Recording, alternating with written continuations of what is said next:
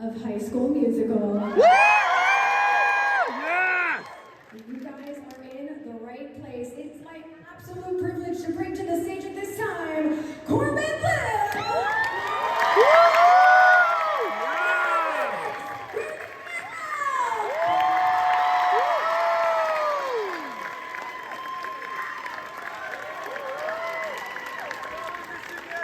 Yeah, Corbin Bleu, guys. Incredible! Thank you guys so much for coming! Woo! This is fantastic. 19 years later, man. Could you believe it? It's crazy. 20 since we shot. Yeah, 20 since We shot in 2005. Yeah.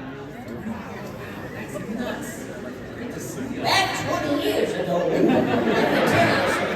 is about high school music. Oh my gosh. I love that now you guys go around, get to be reunited, do these conventions. What's your favorite thing about getting to see each other at the cons? Well, I mean, we actually are friends in real life. I mean, this is not just for the conventions. I mean, we are pretty good actors, but we do actually No, love this each is other. my brother. I mean, everybody that had worked together on those projects, because it was such an incredible whirlwind of an adventure, it formed very strong bonds between all of us. But we actually like hang out often. So this has just been really cool to be able to travel around together and to do these conventions, but also get to meet all of the incredible fans that, again, 20 years later, Yeah! and get to experience that together. Because at the end of the day, usually we'll go out to dinner or something like that, and then we just talk about the day and just how surreal it all is. So thank you all for continuing to keep the spirit of High School Musical alive. Obviously traveling around, actually hanging out, being in Orlando, are you guys gonna have the opportunity to go to any theme parks this weekend? And do you guys like roller coasters? Yeah, I mean, you can't come, I mean, you gotta go if you're in Orlando, right? Isn't that the city saying? If you're in Orlando, you gotta go. Oh my god. I submit that. We'll put that on the back of the bumper sticker. Yeah, exactly. That's what's going to be inside. No, on the license plates. That's Right, the license yeah. plate. No, yeah, we're gonna go to Universal and Disney. So, yeah. Yeah! Check them all out. So, when did the two of y'all initially meet? Did you guys meet through the casting of High School Musical, or had you met before that? No, we actually met in the hotel that we all stayed at for High School Musical. It was after, because you were like one of the last ones to get cast, right? Yes, so the main six. I had met, the only cast member that I had met was Monique, because Right. we actually did our read through, we did a reading together, we had a chemistry read, and then I met, and Ashley. So Ashley also grew up in New Jersey, and I grew up in New York, and we both were Ford models. And it wasn't until we had already been working on High School Musical for a while that Ashley's mother came up with like the old modeling book and went, "I just found this picture of the two of you when you were kids." And it is. It's like an old Ford modeling book. We're probably both like 6 years old, something like that.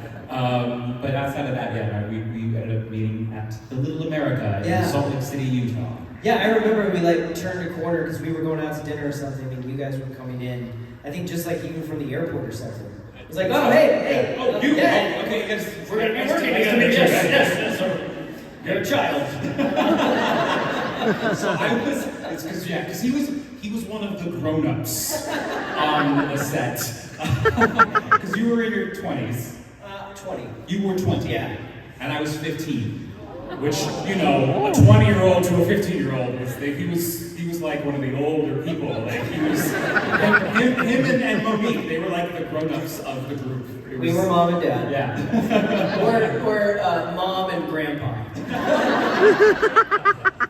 I always had some ailment, physical ailment or something, and talking in old English slang, and so everyone called me grandpa.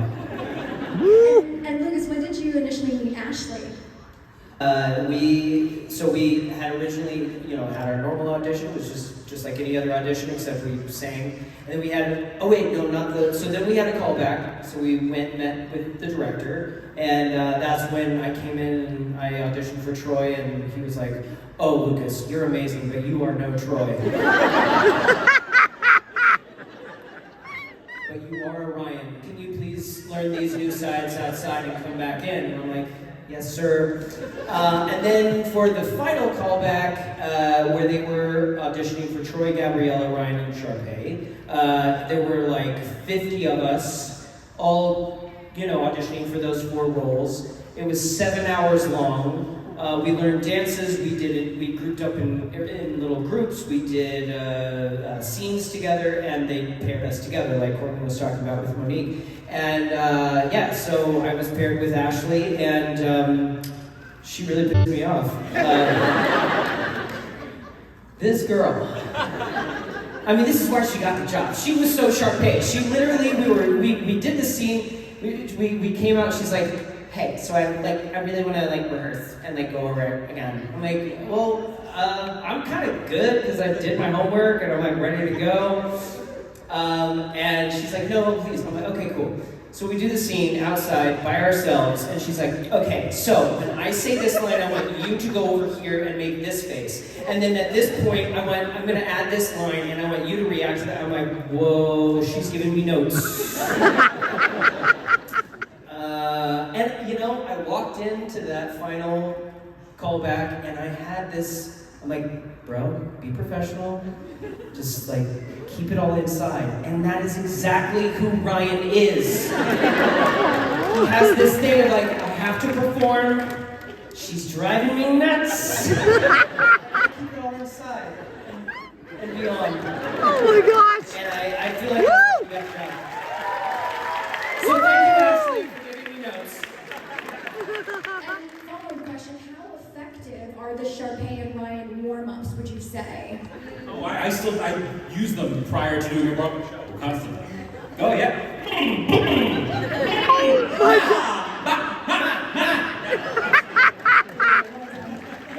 I was doing a round of applause. Yes, absolutely. Woo! What were you guys actually like in high school? I was nerdy. I mean, I always loved musicals. I actually went to an arts high school. So I know a lot of people, when they talk about their love of High School Musical, I've had fans come up to me, they go, "Yeah, but the problem is you ruined high school for me because I was expecting everyone to just be dancing on tables and just be having this amazing experience." Crazy enough, that actually was kind of my real high school experience, because I went to an arts high school. Kids really would break out into song and dance. I mean, if you knew we were working on a particular project. But I feel like I always say I wasn't cool, but I knew everyone. I was very social. Yeah, but I wasn't I wasn't Chad. I was not the cool jockey guy. Yeah. I moved high schools after my freshman year from a very small farm town to the big city, which from Missouri it was big, but it's not really. It was still a small town. But so I was the new kid at school, and was really into choir and theater, and also very weird. But I went to the high school that you see in all of those movies, where we had the best football team, and our basketball team was really good too. I mean, it was gross. And I have to say, I don't regret anything, but I definitely had a chip on my shoulder of I can't wait to get out of here and move to LA and try to what I just know better than all this. And rightfully so, people didn't like me very much. So, but that's okay. I liked you, bro.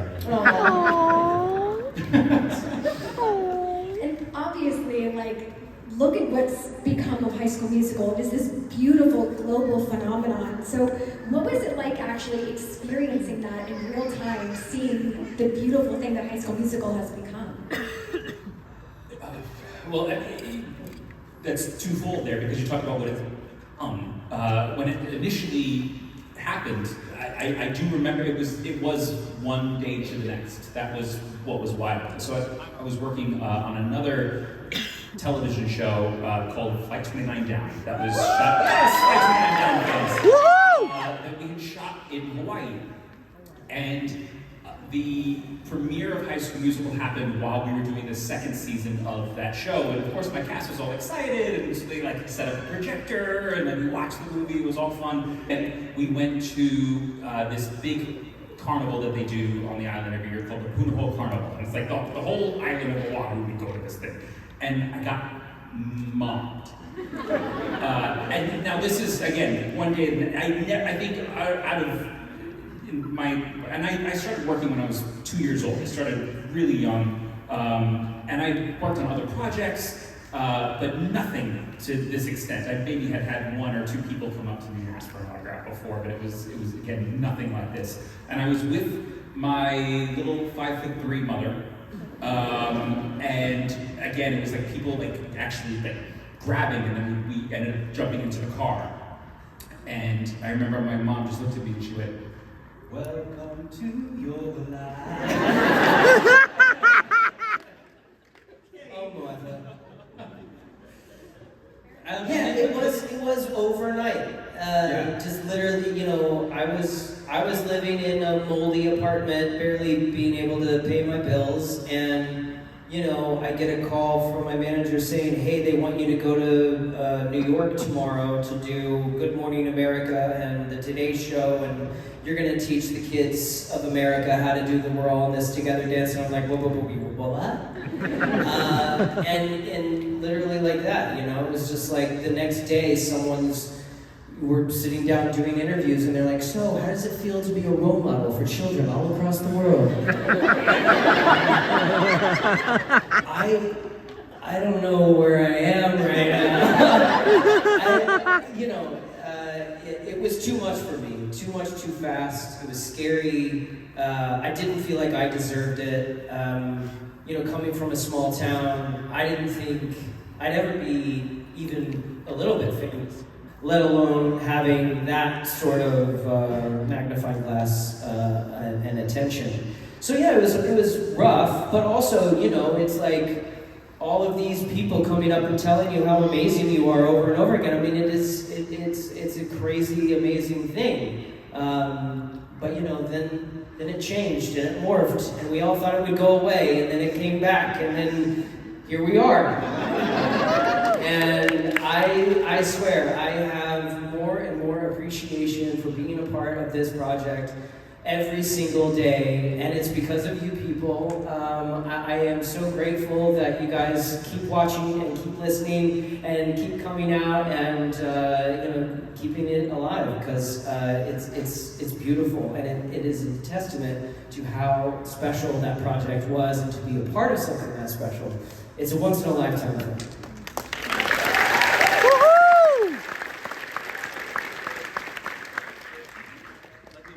Like Lucas has said, the ride at the very. There we go. Who's working this? I told him to give you the trick. Who's working? There we go. Okay.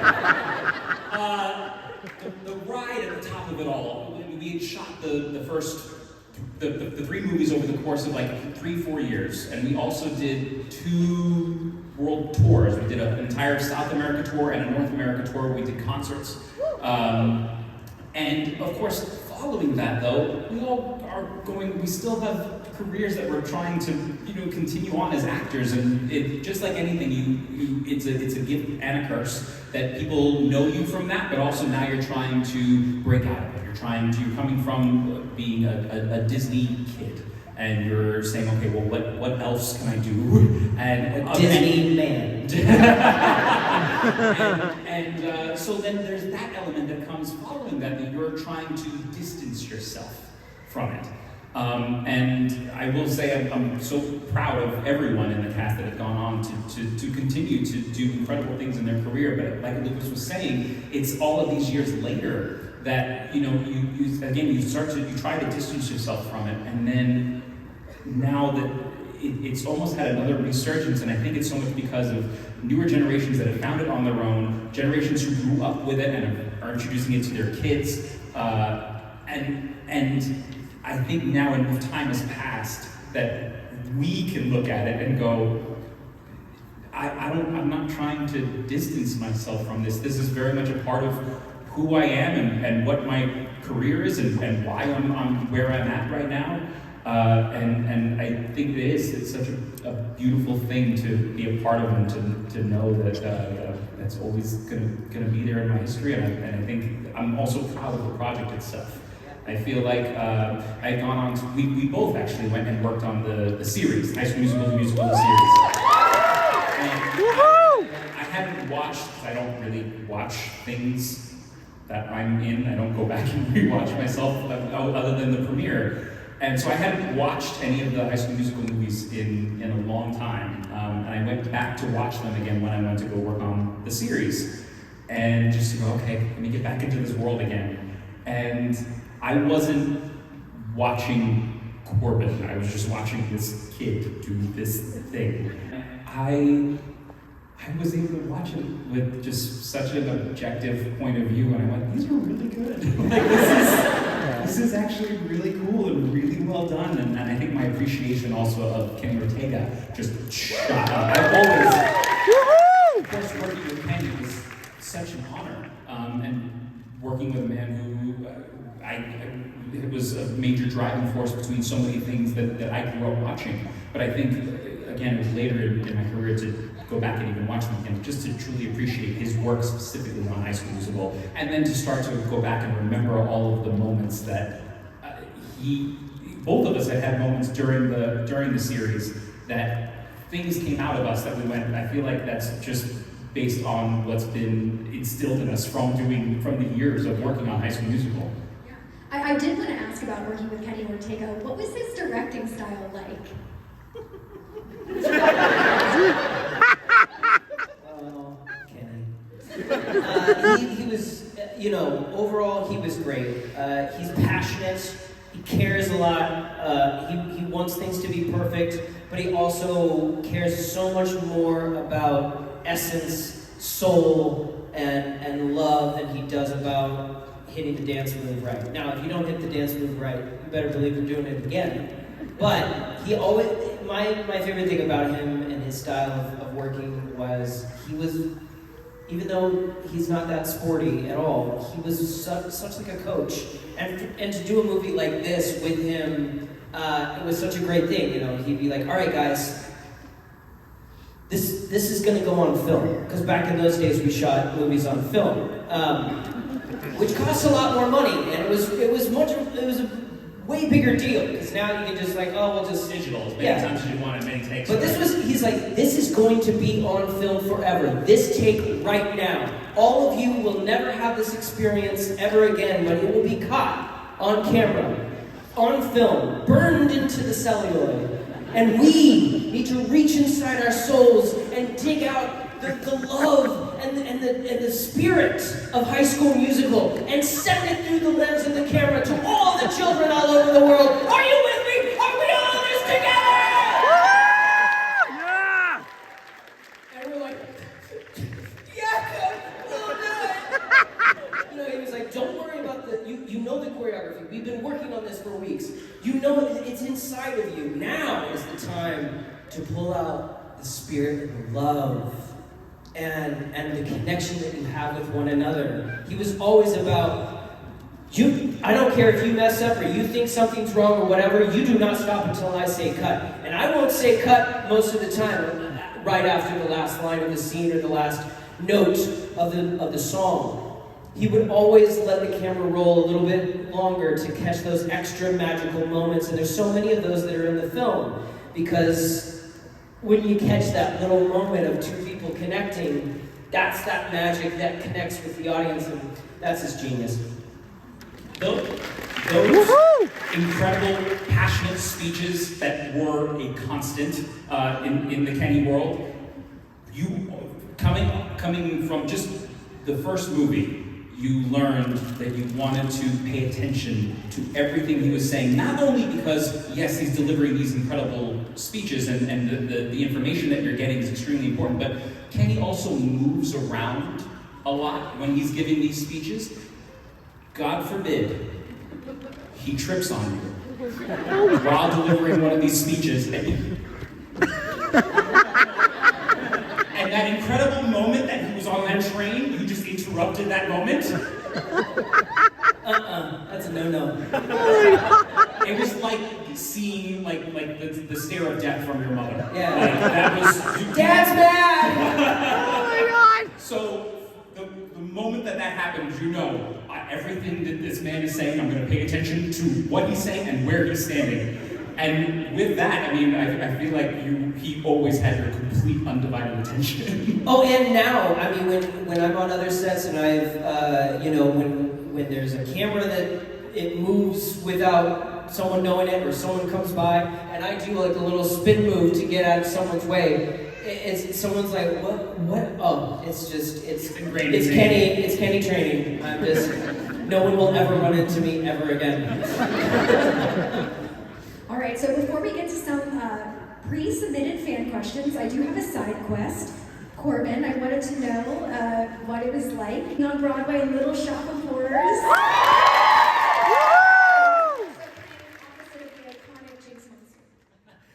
I loved it so much that I did go back again. So my initial run was with Constance Wu as Audrey, and then I was done. I had 2 months away, and they ended up calling me back and they said, we would love it if you would come back to play Seymour again.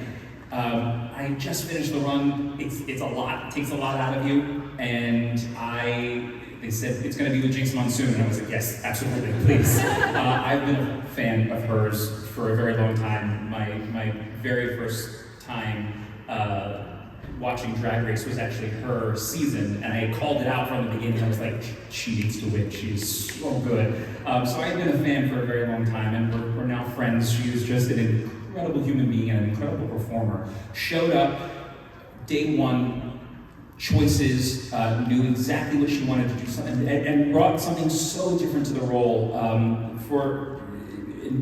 just so intelligently. Because I had finished doing the run, so this is.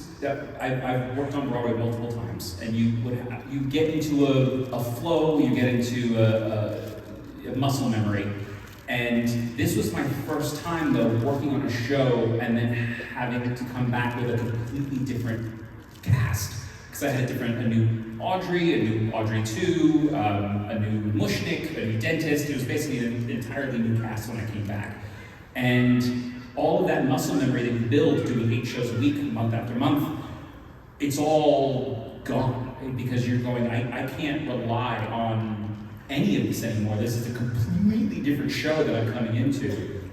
So it was just a great experience and learning tool as an actor to just go, okay, now just let's go back to basics here. Just stop and listen. And let's just find what this moment is. Because when you go back into the show, it's not like you're going to have all of the rehearsal that you usually got to have, because they go, oh, you know the show. So they're not going to pay you to come in and have weeks of rehearsal. You're going to come back in for 1 week and get a little review, and then you're on. So you're learning the show with this new cast in front of an audience. And those first few performances, it is a little touch and go, because you're trying to rely on muscle memory that's just you can't rely on anymore. The beauty of live theater, though. The beauty right? of live theater. It is my absolute favorite medium. We've both been theater kids since the beginning. We actually we shared that we both did Footloose, and we both played Ren in high school. Yes. But to this day, it's my absolute favorite medium, and it's just such an incredible experience to be in a room with that energy, and to know that moment in time cannot exist ever again. Unlike film, where we're going, this moment, it's forever, no one else is everybody's gonna watch this. It's a completely different thing. It's a fleeting moment.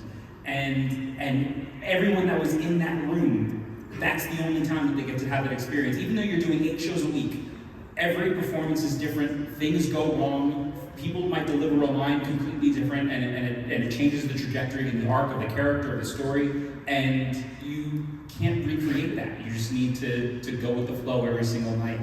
And there are some nights where you might have an audience member that decides that they know the music and they want to sing along to it, and they're not really supposed to in the theater, but you have all of a sudden you're hearing someone singing along lyrics, and you're going, okay, well, let's just figure out how this is going to happen tonight. So it is always very different and fun, and it keeps it interesting. It's never boring. I love it. Thank you for sharing that. All right, so we got some questions from y'all. This first one is from Jazz, and they want to know, what was the most challenging dance number that you guys had to learn from High School Musical? For me, I think it was A Night to Remember. That was some really tough choreography. I don't know why. It was so fast. I mean, All for One was hard. What Time Is It was hard. The waltz number that we did was hard. Can I Have This Dance? What is that? Is that the tree? Is that the tree one? Dance around. Yeah, yeah. We're not at the prom. Why didn't we go to prom? We never go to a single dance in all 3 movies. But I'm over it. No, what's A Night to Remember? It may have not been the hardest, but man, it was difficult for me to get, and every time that we were shooting it and I nailed it, it was just like, oh, I still to this day have never had a performance feeling like, God, like it was big for me. It was tough. There's a lot of moves. Get your head in the game, hands down. Oh, yeah. Woo! Anything with the basketball. Bane of my existence. Oh my God! What team? Wow, God! What team? Wow, God! What team? Wow, God! Wildcats, get your head in the game. Woo! That's really good. We got a regular chat in the house. All right, now you got it going. All right. Hey, what team? Wow, God! What team? Wow, God! What team? Wow, God! Wildcats. Get your head in the game! Swish.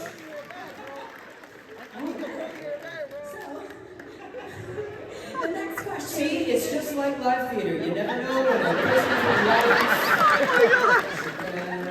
is make something happen.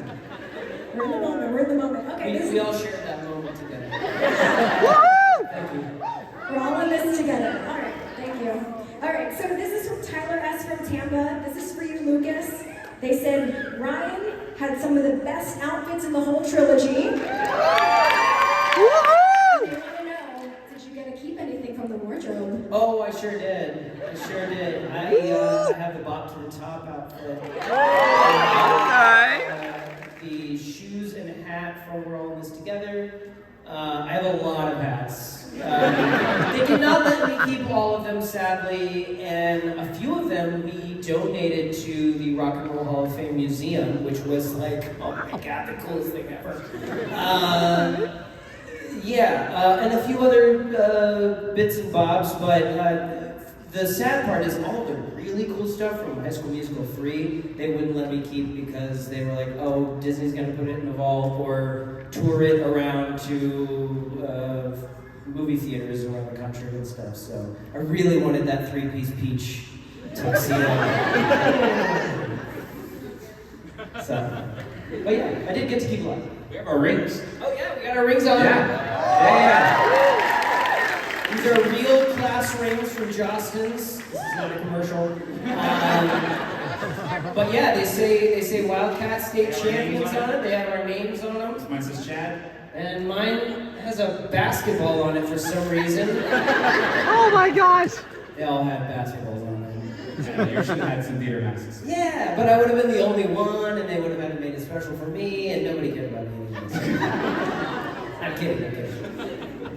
All right, this next question is from Mia J. from Fort Lauderdale, and they want to know if the two of y'all had a spin-off movie about your lives after graduation, what would it be about? Oh, I want this movie. Can you make this happen, please?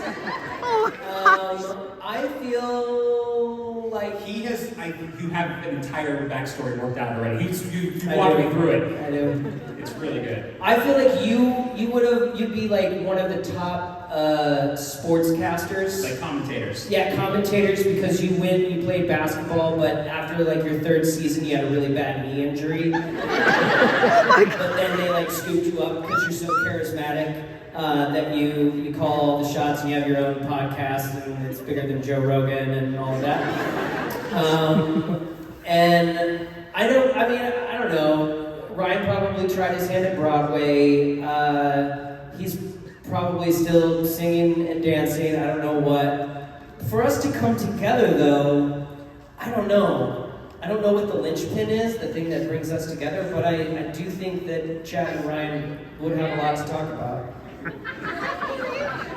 Well, a reunion is just, that would be all of us. For it to be just the two of us, some sort of, maybe Ryan throws out the first pitch at something that you're commentating because he still likes baseball, and then we get, I don't know. So there's that story, but then there's the other like secret ship story that I know of. So. That's what it is. Ryan looks up Chad and he's like, hey. Do you ever think about it? Oh my gosh! Like, what if? Now remember, it's 20 years ago, so he like hits him up on Facebook. Oh, Oh my gosh! hey, is this still Chad? Can we meet IRL? Again? Text this number.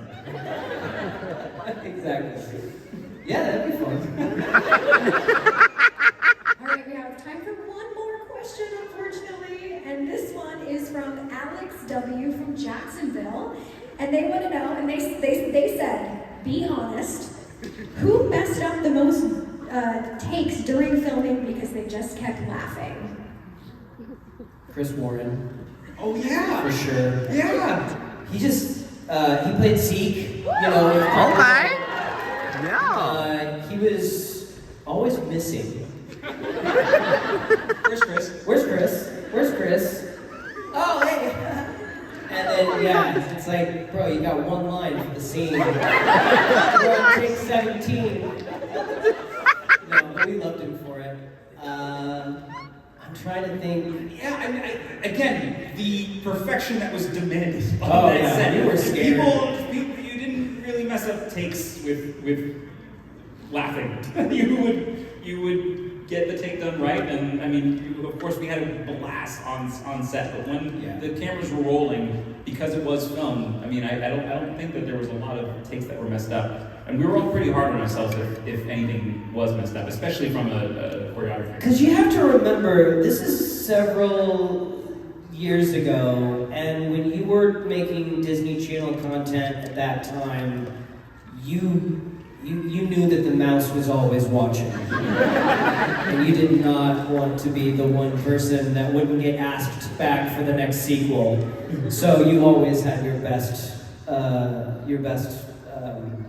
professional pants on. So yeah, we were all, and like you said, we were all really hard on ourselves to be like, we've got to do this perfectly. Would you guys be okay if we squeezed in one more question? Yes. Woohoo! I like this one from Sophie L., also from Miami, and they want to know, what's one behind-the-scenes moment from filming that when you think about it still makes you guys smile? Well, I kind of already talked about it, but the we're all in this together pep talk always, it's one of the like iconic moments for me that we knew that something special was going on when we were shooting the movie, not thinking, oh, this is going to be a worldwide phenomenon. We thought this is going to be something that all of us remember, like that one year at summer camp for the rest of our lives, because we had these great connections. We really poured our heart and soul into this cheesy musical, and we had so much fun doing it. And We're All in This Together was the last thing we shot, and we didn't know about sequels or concerts or anything else. We thought, this is it. This is actually it. And when he got us together and was like giving us this pep talk, we were all crying and just thinking like, yeah, I really do want to reach into my soul and pull out everything I have and send it through the lens of the camera and try to reach as many children around the world as possible. Not only because of fear for my life, but it really did mean that much to us. And that was just like, I'll always look at that fondly. There were always special moments at the end of each film, and the final moment of the third film. Movies are always shot out of order, and it just so happened that that final shot of the third movie, when it's panning across our faces and the curtain finally closes on us, that actually was the last shot that we shot out of everything. And we had another Kenny moment, and he came to us and said, everything that you've experienced over the last several years, I want you to just ponder over it. And he's like, and that's it. We're gonna pan the camera across, and I just want you to remember everything that you have experienced over the last few years. And so that moment where it's panning across everyone, and it's real. And when that curtain closed, there were real tears from everyone, and to have that as the send off, I think was such a beautiful moment that I will always.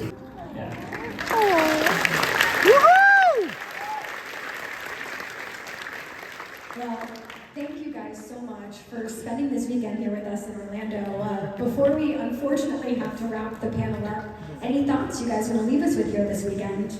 Just think y'all are awesome. Thank you so much for being here. I told a few of you who come by the table, this is not so much a senseless plug, but I wrote a song last year. It's called You Were My Child. Listen to it. It's a really special song to me. I don't even feel like I wrote it. I feel like it just fell out one day. And it's because of all of these years, of all these experiences where I've gotten to meet people coming up to me saying you were my childhood, me reflecting, thinking about it. High School Musical was my childhood too, even though I was the man. And it is my love letter and thank you to keeping it alive all of these years. So,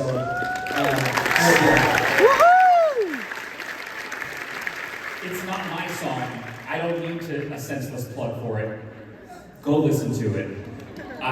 He was the first one that got to hear it out of the group. Bawled my face off. Uncontrollably, like a child. Like could not contain. I surprised him. He came up. He said, I have a surprise for you. I have a song that I want to play. He's like, okay, cool. I'm thinking like he's gonna put it. He's like, no, I want you to put on these headphones. I was like, okay, this is weird. I'm just gonna sit here while he's like, yeah. So he put the headphones on and just sort of sat there.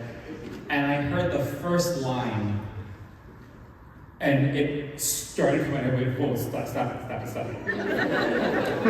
And you just start over again. And I went and I like sat down, and I mean, like fully uncontrollably crying, because it did capture everything that was the experience that we had over the years, and it also like encapsulates everything that we always hear from everyone, and it really is such a beautiful, special song that like his soul is imprinted on. So please go listen to it. Thanks, man. Thank you. Incredible. Well, thank you guys so much. Thank you guys so much. Thank you.